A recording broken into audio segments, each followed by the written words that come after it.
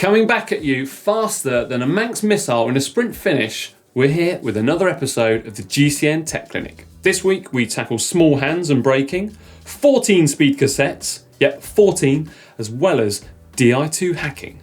Okay, so the first question this week is from The Wilk, who says they've just got their first women's specific road bike, a 2014 Specialized Dolce Sport. They're having trouble reaching the brake levers even though their hands aren't that small. They're not adjustable. Any hacks? Right, The Wilk, that's a great question. And for those of you who don't know, some brake levers, in fact most of them, are actually adjustable in that the reach of the lever can actually be moved closer to the handlebar via an adjustment screw. It's worth just double checking on yours that there isn't actually an adjustment screw hidden away. So the best thing to do would actually be to peel back the lever hood like so, and then have a look around. So in the case of this old Durace one, there is actually a screw in there. So just make sure that there's not one, because like you say, that you don't think there is, but just double check because you never know. They are quite hidden away. Then if there is, give it a turn, and that's going to move that lever in. Now failing that, I think on that bike, they are the Shimano Sora 3500 levers. And you can actually get some rubber shims available from Shimano that basically slot in between the top here of the lever and in between the plastic of the hood. And that will bring in the lever. I think they're in 4 and 8 degree variations. And the Shimano part numbers are on screen right now. So you can go down to your local shop and they'll be able to order them in for you. Next up is a great question from Parik Furlong, who wants to know, is there any simple solution to running an 11-speed block, so they mean a cassette, on their Shimano RS80 wheels, which only allows a 10-speed? Thanks, great show. Well, great show, we know that. Only joking. So anyway, there isn't actually a simple solution. The reason being, the Freehub for 11-speed is slightly wider than that of a 10-speed cassette fitting. And that's because an 11-speed cassette is in fact wider to accommodate that extra sprocket into the frame width. So there is actually a solution for you, and it's by a company called Edco, who make an 11-speed cassette that fits onto a 10-speed Freehub body. How do they do that? Well, the lock ring of the cassette is actually extra long, and it kind of supports that final bit where it joins onto the Freehub. It's called the monoblock, so check those out. I've never actually used them myself, but I do know people who've used them, and basically they've been able to use their older 10-speed wheels to success. Now finally, I've got something for you which is possibly a hack, possibly a bodge. I know a few people who've done it, and that is to remove from the rear of an 11-speed cassette 1.8 millimeters of the final bit here, which backs onto the Freehub body. Now, by doing so, you risk wrecking the cassette, or certainly wrecking the final little piece here. So this is the smallest or the lowest gear on the bike. You are going to need a lathe for that. So most home workshops don't have that, but if you've got an old 11-speed cassette that you could try it with, who knows, maybe give it a go and let us know how you get on with that. All right, next up, a question from Anton. Now this one really actually lives with Doddy on GMBN, but they've sent it in to me, so what can I say? Sorry, Doddy. I'm going to answer it. Could the XTR Di2 11-speed rear shifter be upgraded by new software to become 12-speed XD compatible? I love this one because I love Shimano Di2. Basically, no. The reason being, your shifters, they don't have any programming in there for speed. All of the programming of Di2 is in the rear derailleur. There we are. So if Shimano was to go to 12 speed on mountain bike or road, it's very, very likely you'll actually need to buy a new rear derailleur for that, because that's where the brain is, unless they let you upgrade the firmware, which traditionally that hasn't happened. So take for instance the first iteration of Shimano Integra Di2, that was 10 speed. When they upgraded it to 11 speed, no, you weren't able to upgrade that firmware to go 11. Instead, you had to buy a new rear derailleur. So who knows, maybe Shimano have got 12 speed or 13 speed on the horizon. You'll have to wait and see. So next up, a question from Daniel Lopez. I was a little bit confused about this when Daniel messaged in. I didn't quite understand, but basically we got there in the end. Daniel wants to fit one of these KMC BMX chains onto a road bike, and would it work? And looking at it, and you can see it on screen here too, it's quite a beefy model.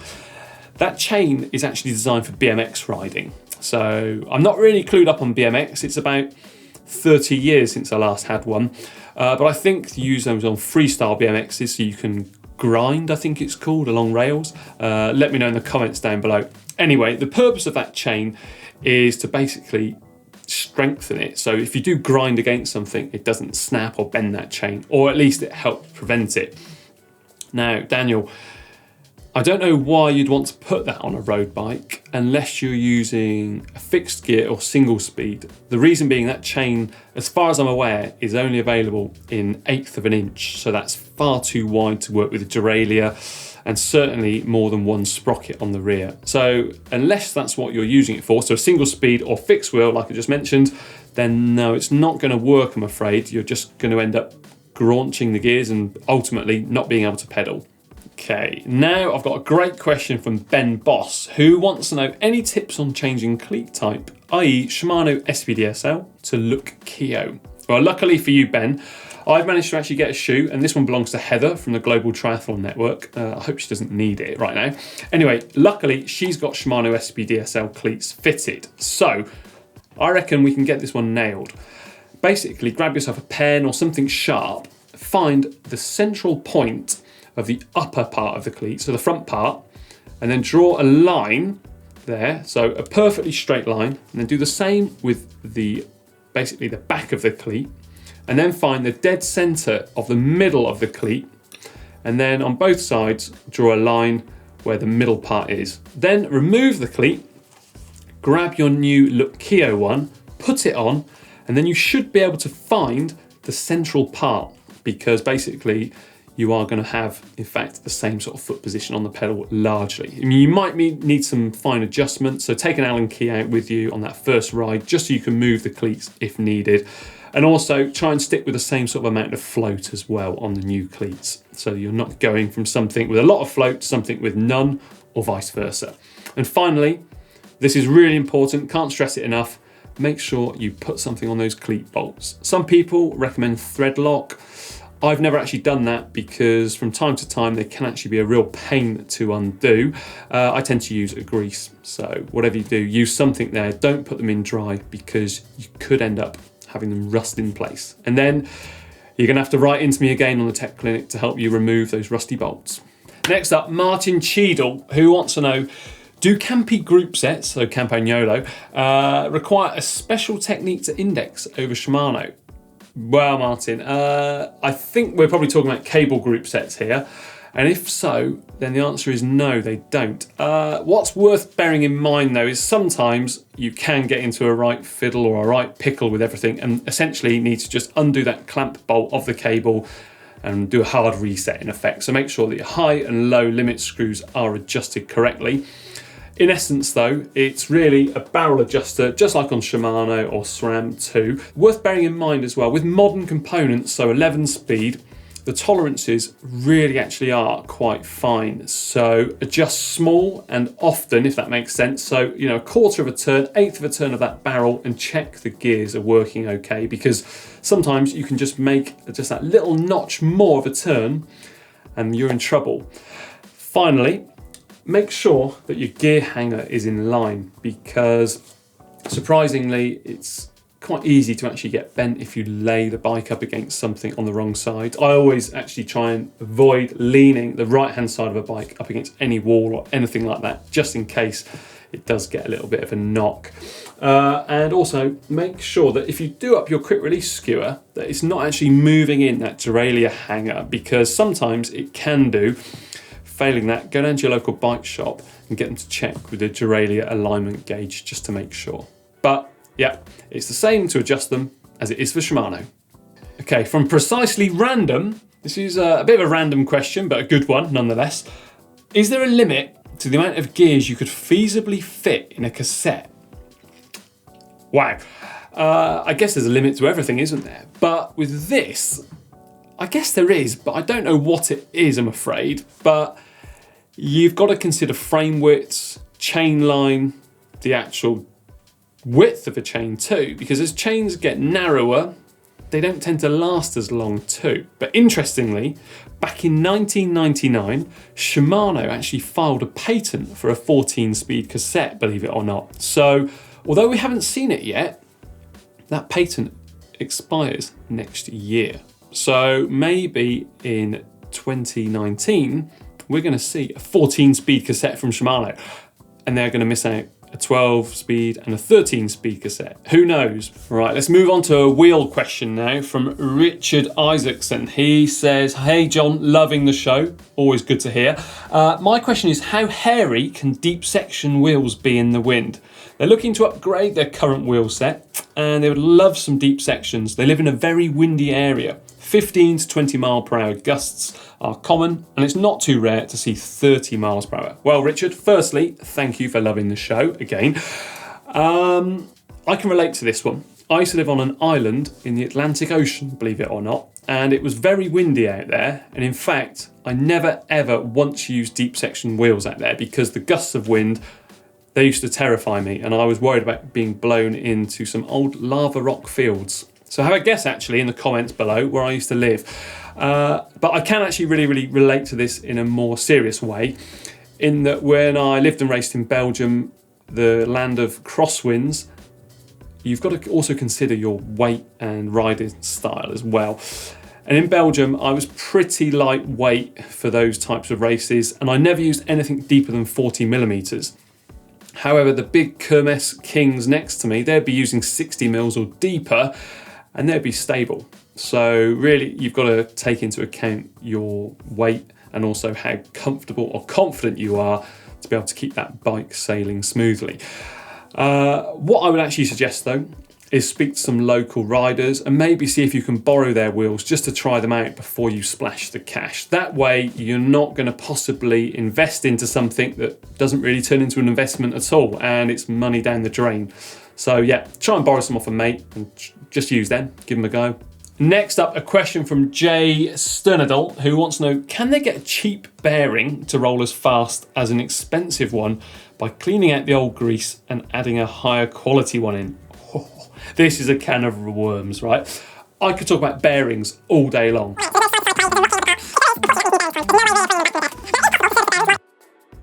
But I don't think you want to hear about bearings all day long from me. Basically, no, you can't. The differences are actually huge between a cheap bearing and an expensive bearing. Reason being, the tolerances, the materials combined, they actually make up a massive amount of difference. So whilst you could gently prise off the seal of a cheap bearing and put some really high quality grease in there, it's not going to last and you're not going to get that performance which you hope to get in the long run. Now, I don't have the time, unfortunately, to explain all of these laws of physics and so forth. However, in the near future, I'm hoping to actually get someone who is a total and utter bearing geek to come in and demystify all those bearing questions you may have. So actually, if you've got any bearing questions, put them in the comments down below and we'll try and get those answered in a special edition bearing tech clinic at some point. So John McLean wants to know, they have an old pair of 10-speed Shimano Integra SL shifters from around 2008. I think I've got a pair of those kicking around somewhere too on a bike. Can they use them to replace a set of 9-speed Sora shifters on their commuter bike, as they hate the small thumb shifter on the Sora? Hi John, that's a good question. And for those of you who don't know, on the Sora shifters from Shimano, instead of having a lever which basically does both, they have one push button in here to change gear and one here to also change gear the other way, which is unusual basically because Shimano don't offer that anywhere. It's kind of like what you'd expect on Campagnolo's Ergo Power. Anyway, let's get on to your question. You could fit them. It's not going to work that well. You are going to have to really pay attention to the cable tension, and also you are going to have a spare click too at one end of the cassette. So it's probably not worth it if you're really finicky about your gears. And after all, it is on your commuter bike. I don't know how long you ride. But what you could also consider is getting yourself a 10-speed derailleur and a 10-speed cassette. So you could get a cheap version there and just upgrade those, as well as using those old shifters you've got lying around. Let me know what you decide to do though. And if you do decide to fit them, let me know which end of the cassette you found to have that spare click. Next up, Matt Kemp, who says, John, I'm flying with my bike in April. I run tubeless tyres. What should I do with them when I travel? Well, Matt, I'm not an aircraft expert. I've been on a few flights, but basically I'd probably take out, or let out rather, about 1 bar of pressure from the tyres.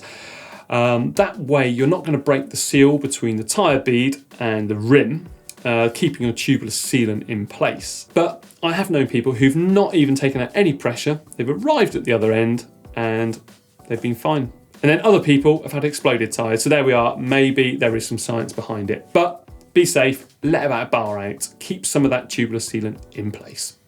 Okay, Federico Bresolin asks, and what about latex inner tubes? They've drastically reduced the number of punctures just by switching to latex. Well, yeah, I've actually heard this as well, that riders are basically getting less pinch punctures, through using latex tubes. And that's because they're a little bit more pliable than the standard butyl ones and just allow a little bit more flexibility. I used to actually use them about 20 years ago when they first came on the scene and people were raving about them because they were super lightweight. I can't really remember actually why I stopped using them. I think it was probably because they leaked about 20 psi overnight. And also if you did puncture, they were really difficult to patch up. In fact, from memory, I think they were almost impossible. So that's why I stopped using them. But yeah, I do hear that they are better for pinch punches or not getting pinch punches than the standard tube. In fact, the other day, I was in my attic looking for something and I found a brand new old school latex inner tube in a box. So maybe that'll be in my attic tour, who knows. Right, Vlad wants to know, and this is sticking on the tyre and puncture theme. I got a good one for you, GCN. If the pros are using tubular tyres, why do they get so many flats? Shouldn't they be more protected from pinch flats? Well, Vlad, that's actually a really good question. And actually, I don't think that pros puncture that much when you consider how many riders there are in a peloton and basically the spread of them across the road. I know certainly when I was racing, I used to spend most of my time in the gutter and I punctured a fair bit, but not actually that often, considering that most of the debris gets washed into the side of the roads there and into those gutters, which I was famous for sitting in. In seriousness though, I don't know if the pros do get that many pinch punches. In fact, at the Tour of Dubai recently, where the roads are pretty good, I saw a couple of old punctured tubular tyres in the bin of one of the teams, and I actually grabbed them. I know it sounds terrible and really weird to actually be going through a bin, but I wanted to check it out for your exact reason. I wanted to bring them back into the GCN Tech workshop, take them apart and see if they were pinch punchers or something else. Sadly, I left them on my hotel room floor and I forgot to put them in my bike bag to bring back to check out. But hopefully at another race, I will do the same thing. I'll go in the bins of a mechanic for the GCN Tech viewers and we can demystify that and see if it is pinch punches they're getting or not. Next up, a question from That Guy. I like that name. Hi John, do you recommend putting grease before locking the cassette? I noticed that some videos have them, but never saw mechanics in different bike shops put grease on the inside of the Freehub before locking the cassette. Right, well, personally, where metal meets metal, always use something because you don't want it to become stuck. So if it's a steel lock ring on a steel Freehub body, I would use a normal type of grease. But if you're mixing aluminium, or aluminum, as some people like to call it, with steel, then use an anti-seize. That way you're going to stop any chemical reactions sticking them together. In essence though, something down there is better than nothing. So just use some grease of some sort. So like I say, anti-seize or grease depending on the materials you're using. Next up, WordPress, who says, what grease do you recommend for bearings? Right, WordPress, not sure that's your name. Now, greasing ball bearings, that's not something we really do that often anymore because most bearings these days tend to be cartridge bearings, which are sealed. But cup and cone bearings, yeah, they still do exist on certain wheels. You know, Campagnolo, their top end wheels, and also Shimano's wheels, they're all cup and cone. So what are you going to use? What type of grease? Well, if you've got some winter wheels, get something a little bit thicker. So, you know, quite a sticky grease I would tend to use, so it lasts a bit longer, a bit more resistant to elements. Summer wheels, I use some grease at home, which is very, very similar to that is what you find in Shimano Dura Ace's special grease. So they actually have like a real fluorescent yellow almost grease. Next up then we have a question from Miss Levis, who says, if they're servicing the headset bearing, is there need to adjust the shifting cables after them? So are they going to get moved out of alignment? Plus, what do I think about rotating chain methods with 3 chains? And do they need to replace an 11-speed Shimano chain on 0.5 or 0.75 on a chain checker? I'll tell you what, you've got three questions in one there.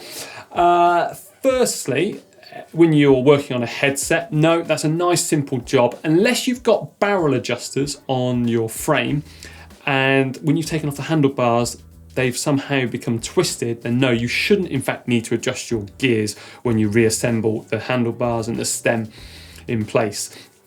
As for rotating chains, I've never actually done it myself. Some of my mates, they do it. So every 1,000 kilometers, they put another chain on, and then 1,000 kilometers, they put another chain on, and then they go back to that existing one. So ultimately, they're using 3 chains to rotate every 1,000 kilometers. And they reckon it lasts a bit longer. What you need to remember as well is actually to keep that drivetrain really clean too. So that's also going to decrease the wear of a chain. And lastly, you asked, do you need to replace an 11-speed chain when it gets to 0.5 on a chain checker? So that's one of Park's, like I'm showing here.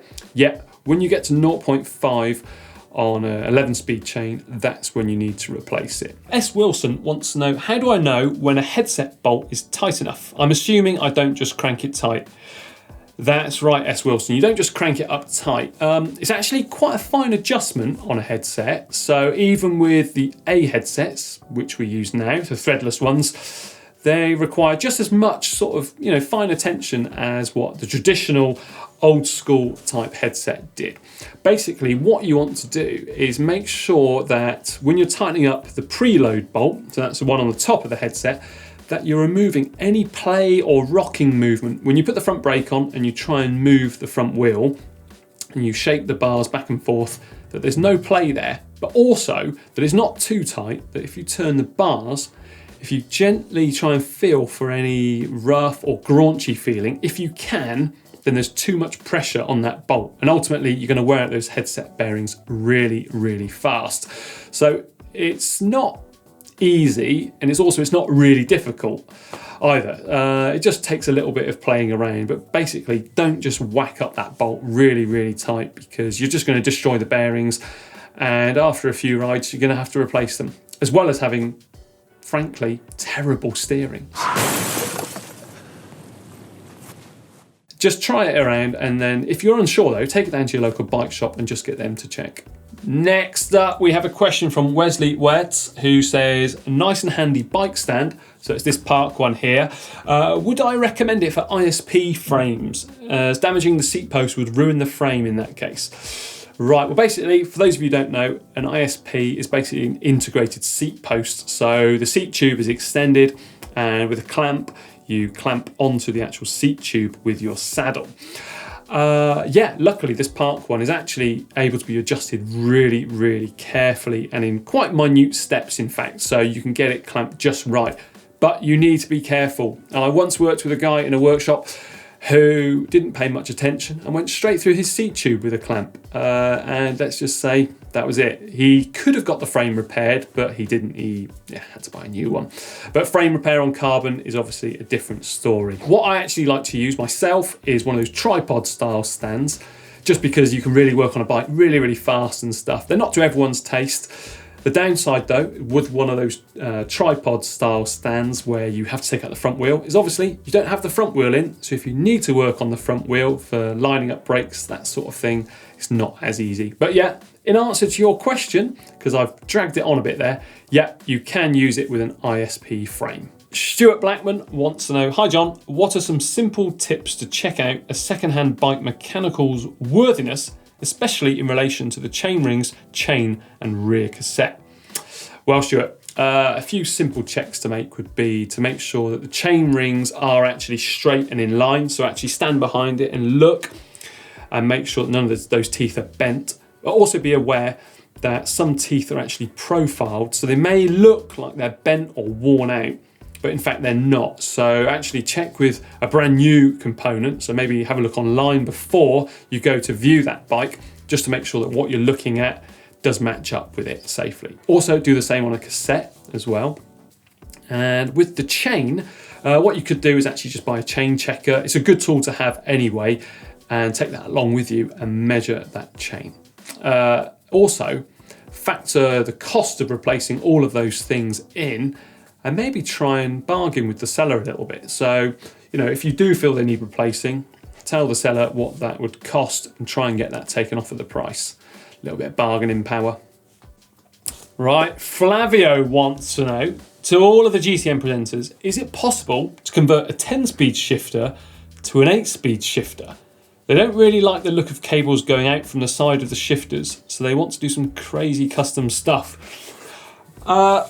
Flavio, now I'm not sure really why you'd want to do that, but anyway, for Shimano and SRAM, as far as I'm aware, no you can't, because the ratchets inside, basically they work with a different lever pull ratio and things like that. And if ever you've taken apart one of those levers, particularly Shimano, I have done it, it's basically like one of those jigsaw puzzles that you can never put back together again because there's so many different parts.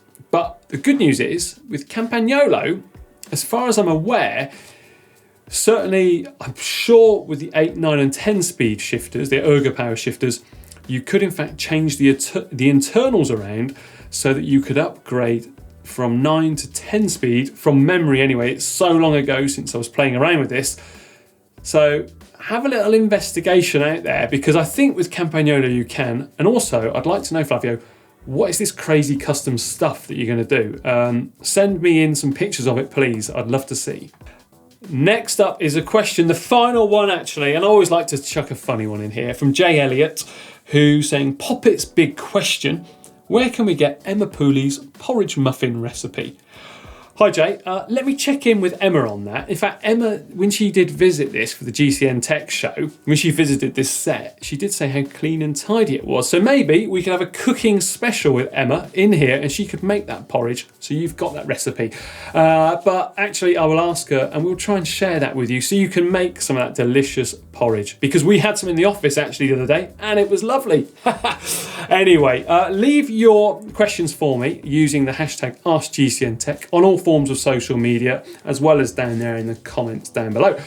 Remember as well to like and share this video with your friends, and naturally give it a big thumbs up. And remember as well to check out the GCN shop for loads of cool threads like this. And for another cool maintenance video, click just down here.